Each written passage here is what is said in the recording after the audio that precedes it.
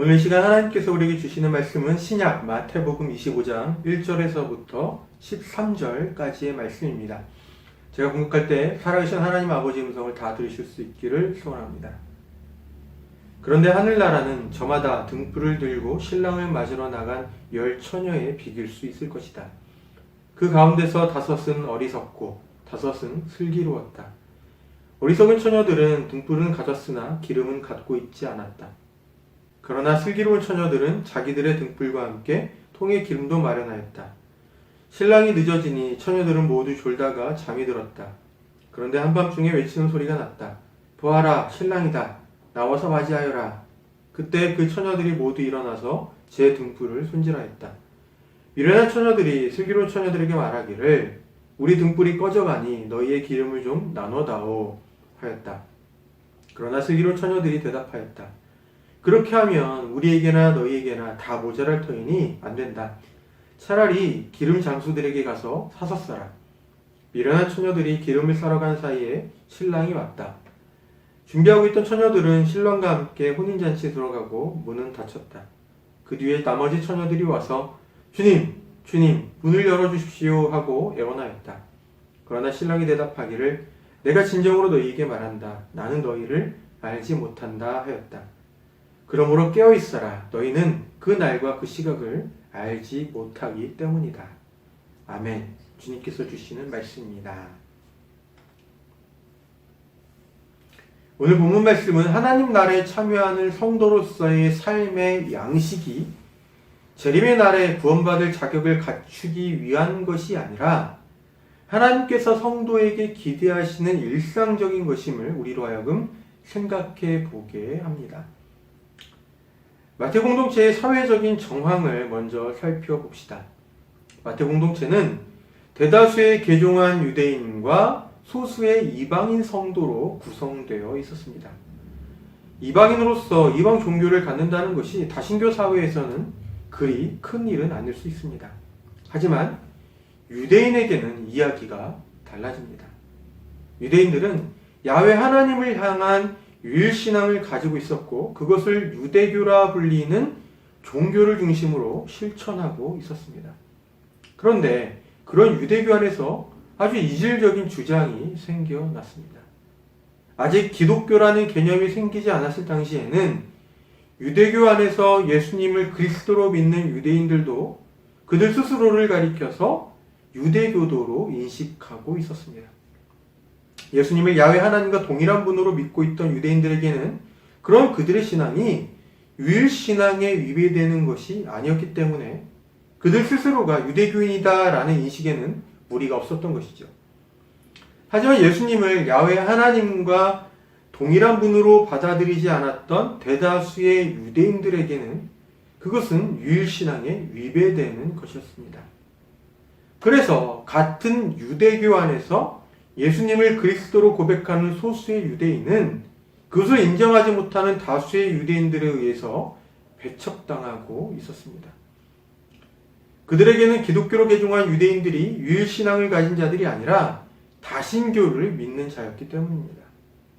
이런 상황에서 기독교로 개종한 유대인들을 더욱 힘들게 했던 것은 유대교 집단에 속해 있던 그들의 친척이나 동료들과의 관계였습니다. 이들은 개종한 유대인들을 향해서 어째서 이단에 빠진 것이냐고 하는 비난을 받았습니다. 그러니 기독교로 개종한 유대인들은 동족 유대교 집단에 대해서 방어적인 자세를 취할 수밖에 없었죠. 개종한 유대인들이 유대교 회당에서 쫓겨나게 되고 동족 집단으로부터 소외와 비난을 받게 된 상황은 단순히 종교적인 압박으로만 작용하지 않았습니다. 회당이 유대인 생활의 중심이었던 점을 고려하면 유대교 회당으로부터의 축출은 사회적으로나 경제적으로나 유대인 집단과 단절된다라는 것을 의미했습니다. 또한 로마 정부가 유대인들을 효과적으로 통제하기 위해서 유대교 회당의 주요 인사들과 교류하고 유대교 회당을 통해서 유대인들에게 호혜를 주던 상황이었기 때문에 기독교로 개종했다는 이유로 유대교 회당에서 배제된 유대인들은 유대교 회당을 통한 신변 보호도 누릴 수가 없었습니다. 그야말로 낙동강의 오리알과 같은 처지가 된 것이죠. 개종한 유대인들이 처했던 이와 같은 상황은 로마 정부가 특별한 박해를 가하지 않아도 유대교에 속한 유대인들에 비해 상대적인 박해를 받게 되는 상황이기도 했습니다. 하지만 로마 정부가 유대교 회당으로부터 보호를 받지 못하는 유대인들을 여러 가지 명목의 세금이나 공납 등으로 압박하지 않을 이유는 없었을 것입니다.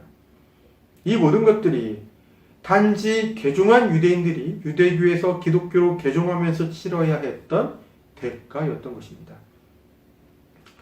마태 공동체는 구성원이 대략 40-50명도 정도 되었을 만한 작은 규모의 공동체였습니다.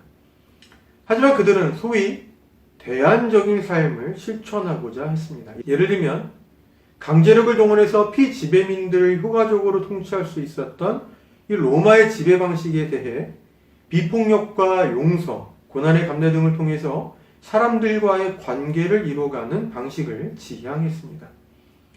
마태복음 5장의 원수를 사랑하라고 박해하는 사람을 위해 기도하라는 예수님의 가르침이 바로 이러한 방식의 근거가 되었습니다. 그들은 이미 로마 정부와 유대교로부터 박해를 받고 있었으면서도 말이죠. 그런가 하면 행한 대로 갚아주고 일한 만큼 값을 쳐주던 세상의 방식을 거부하고 공동체의 복지와 안녕을 위해서 호혜적인 정의를 실천하고자 했습니다. 마태복음 20장에서 가장 늦게 와서 일한 품꾼에게도 하루의 일당을 치러주었던 선한 주인의 모습이 바로 그러한 삶의 근거가 되었습니다. 로마 정부와 유대교 집단으로부터의 박해와 비난의 상황 속에서도 예수님의 가르침에 기반한 대안적인 삶을 실천한다는 것은 더욱 어려운 일이었을 것입니다. 하지만 그럼에도 마태 공동체가 그렇게 행할 수 있었던 것은 예수님의 재림을 임박하게 기다리고 있었기 때문입니다. 그렇지만 예수님의 재림이 지연되면서 공동체 내부의 성도들에게 피로감이 생겨나게 되었습니다.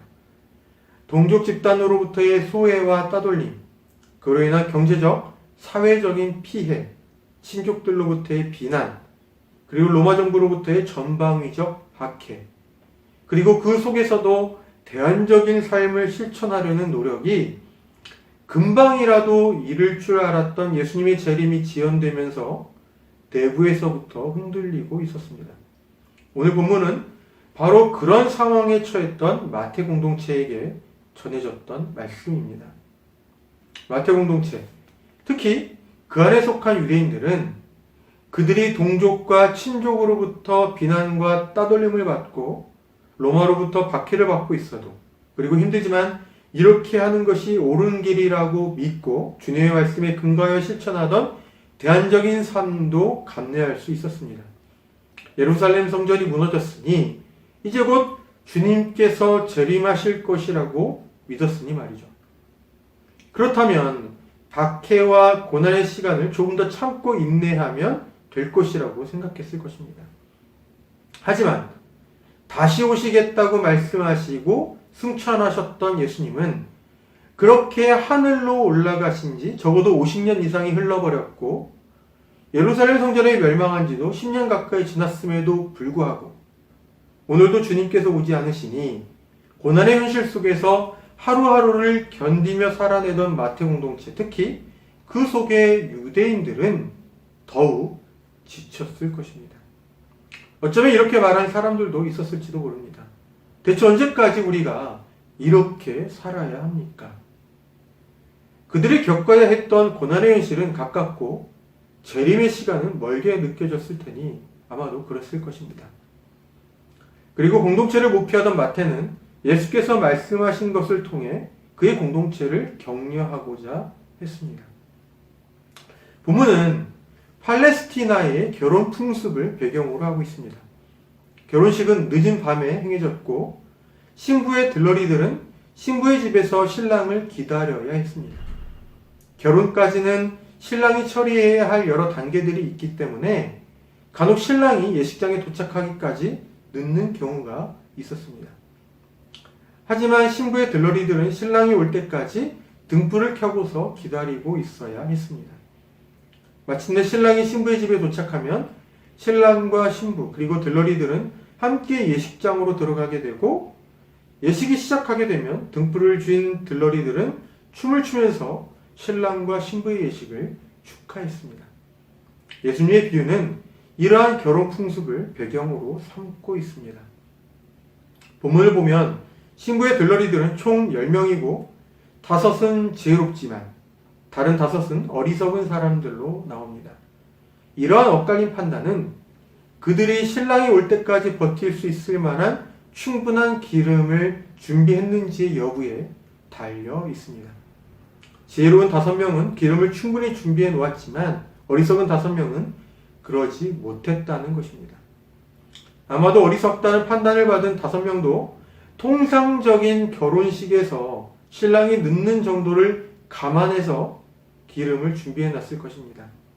본인들의 계산착오로 친구의 결혼을 망칠 생각은 없었을 테니 말이죠. 그런데 문제가 생겼습니다. 어떤 이유인지는 몰라도 신랑이 너무나 늦게 온 것이죠. 통상적인 결혼식이라면 벌써 왔을 법한 신랑이었겠지만 이 결혼식에서 신랑은 너무 늦게 왔습니다. 그래서 10명의 들러리들 모두 깊은 밤 잠에 들고 말았던 것입니다. 하지만 갑자기 누군가가 신랑이 왔다고 외치는 소리에 이 10명의 들러리들이 깨어났고, 그제야 5명의 들러리들은 자신들에게 남아있는 기름이 별로 없다는 것을 확인했습니다. 그래서 다른 5명의 들러리들에게 기름을 조금 나눠달라고 부탁을 하죠. 하지만 부탁을 받은 5명의 들러리들도 결혼 예식을 다 치를 때까지는 혹시나 기름이 부족할 수도 있었기 때문에 그 부탁을 거절했습니다. 대신 기름을 다시 사오라고 대답을 하죠. 그래서 기름이 부족한 5명의 들러리들은 기름을 사러 그 자리를 떠났습니다. 하지만 그들이 자리를 비운 사이 신랑이 도착을 해버렸고, 거기에 있던 5명의 들러리들과 신부와 함께 예식장으로 가버렸습니다. 뒤늦게 기름을 구해왔던 5명의 들러리들은 서둘러서 예식장으로 갔지만 이미 식장의 문이 굳게 닫혀버려서 들어갈 수 없었다는 것이 바로 이 비유의 이야기입니다. 예수님은 본문의 비유를 하나님 나라의 갑작스러운 도래를 준비하는 사람의 자세를 일깨워주기 위해서 말씀하셨습니다. 이 비유에서 예식장에 들어가지 못한 5명의 들러리들이 잘못한 것은 2가지였습니다.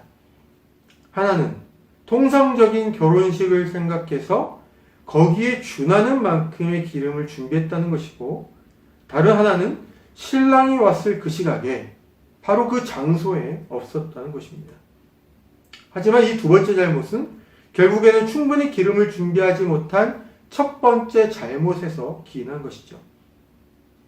비유 속에서 이 사람들은 다른 결혼식에서는 이 정도 양이면 들러리들에게 충분한 기름이 될 테니 이 결혼식에서도 이 정도 양이면 충분하겠지 하고 예측해서 기름을 준비했지만, 신랑이 그들의 예상보다 훨씬 늦게 오는 바람에 준비한 기름이 다 떨어지는 낭패를 보았습니다. 그리고 친구의 결혼식에 참석할 수 없었죠. 이 비유에는 신랑이 예기치 못한 시각에 왔던 것처럼 종말의 때에 임하게 될 하나님의 나라도 이와 같이 예기치 못한 시각에 올 것이라는 메시지가 깔려 있습니다. 그리고 그 시각이 언제인지를 알 수 없으니 그렇게 갑작스럽게 도래할 하나님의 나라를 맞이하기 위해 늘 준비하고 있어야 한다는 취지로 예수님은 말씀하고 계십니다. 동족 유대인 집단으로부터의 소외와 비난, 그리고 그들과 로마 정부로부터의 박해, 힘든 여건 속에서도 실천해 나가려고 노력했던 대안적인 삶의 방식, 하지만 예수님의 재림이 계속 늦어지면서 찾아오는 피로감, 그래서 이 속에서 외쳤을 법한 질문, 대체 언제까지 우리가 이렇게 살아야 하는 것입니까? 마태는 이 비유를 통해서 그 질문에 대답하고자 했습니다. 주님께서 오실 때까지라고 말이죠. 마태가 보기에 이 비유에서의 신랑처럼 주님께서도 그들이 예측한 시각에 오시지 않고 자꾸 늦어지고 있다고 하더라도 그들이 처한 상황 때문에 예수님의 말씀에 근거한 그들의 삶의 방식을, 그리고 그들이 기독교 신앙을 포기해서는 안 된다고 생각했습니다. 오히려 피로감과 회의감 때문에 흔들리는 그때일수록 더욱 지켜야 할 때라고 보았던 것입니다.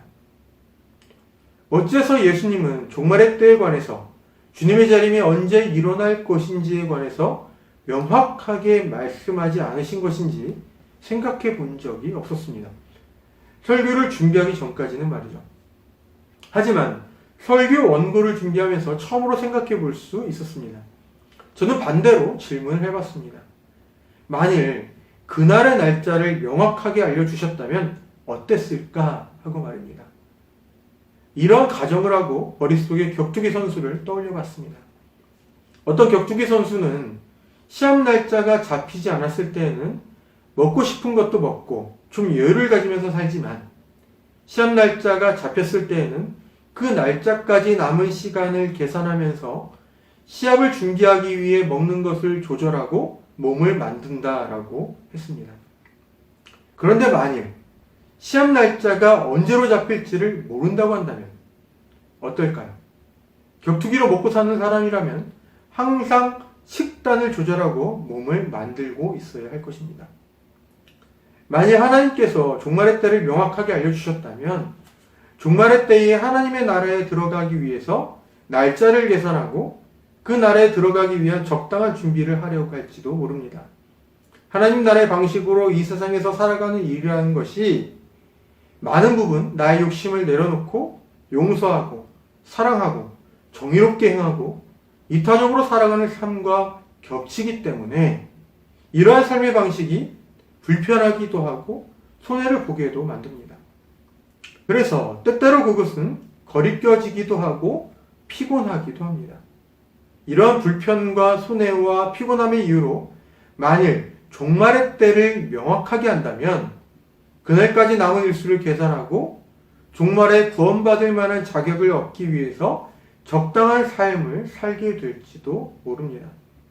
마치 평소에는 몸 관리를 느슨하게 하던 격투기 선수가 시합 날짜가 잡히면 그 날짜에 맞춰서 몸 관리를 하듯이 말이죠. 그런데 하나님은 종말의 때가 언제인지, 우리가 언제까지 하나님의 나라에 참여하는 삶을 살아야 하는 것인지에 대해서 명확한 날짜를 알려주지 않으셨습니다. 이유가 있습니다. 하나님 나라에 참여하는 삶을 살아야 하는 것은 우리가 종말에 하나님의 나라에 들어가기 위한 자격을 얻기 위함이 아니라 그것이 우리가 이 세상에서 일상적으로 실천되어야 하는 삶이기 때문입니다. 마치 언제 시합 날짜가 잡힐지 몰라서 항상 자기의 몸 관리를 하는 격투기 선수처럼 말이죠. 하나님은 우리가 종말에 그분의 나라에 영원히 들어가기 위해서 구원받기 위한 과정으로서 이 세상에서 성도다운 삶을 살아야 한다고 생각하지 않으시는 듯합니다. 그저 우리가 일상에서 하나님의 나라에 참여하는 삶을 사는 것, 그 자체를 우리에게 기대하시고 그것을 귀하게 보시는 듯합니다. 그래서 갑작스럽게 도래하는 종말의 때에 하나님의 나라에 들어간 사람들이 일상의 삶을 살다간 것으로 말씀하는 마태복음 24장 36절에서 44절의 말씀도 하나님 나라에 참여하는 일상적인 삶을 강조하는 것이죠.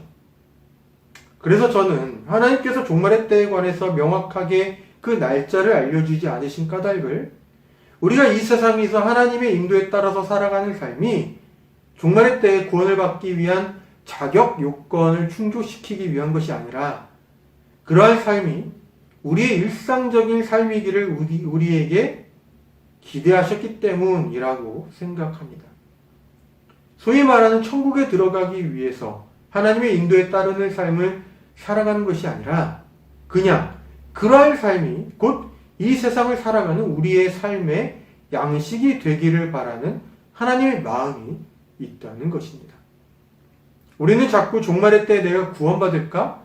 내가 천국에 갈 수 있을까? 이런 식으로 종말을 생각하고 피안의 천국을 바라보지만 하나님은 우리가 발 딛고 살아가는 바로 이 세상에서의 우리의 삶을 보고 계신다는 말입니다.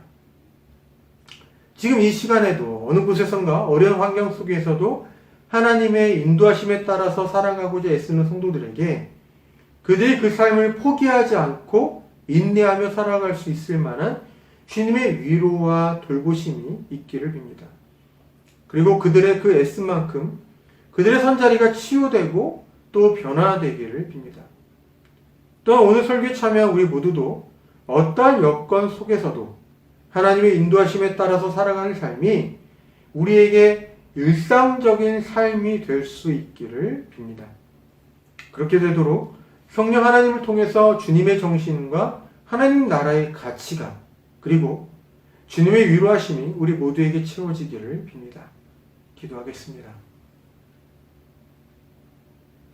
하나님 아버지, 주님의 손길이 멀게 느껴질 때에는 어려운 여건 속에서 주님의 인도하심을 따르는 일에 회의나 피로를 겪곤 합니다. 그런 때에 저희는 주님께 이렇게 반문하죠. 주님, 언제까지 이래야 합니까? 주님, 저희가 그렇게 하소연할 때에 저희의 가난한 마음을 살피시고 어루만져 주십시오. 그래서 다시금 주님의 인도하심을 따르게 하여 주십시오. 주님의 인도하심을 따르는 삶이 저희의 일상이 되기를 주님께서 기대하신다는 것을 알게 되었습니다. 저희는 그런 식으로 저희의 일상을 살아가게 하시고 주님의 나라는 주님의 계획하심에 따라 임하게 하여 주십시오. 다만 저희가 주님의 인도하심을 따르는 만큼 저희의 작은 일상에 회복과 변화가 일어나도록 도와주십시오. 언제나 어디에서나 성령님을 통하여 저희 곁에 또 저희 안에 계시며 저희와 함께 하시는 예수님의 이름으로 기도드립니다. 아멘.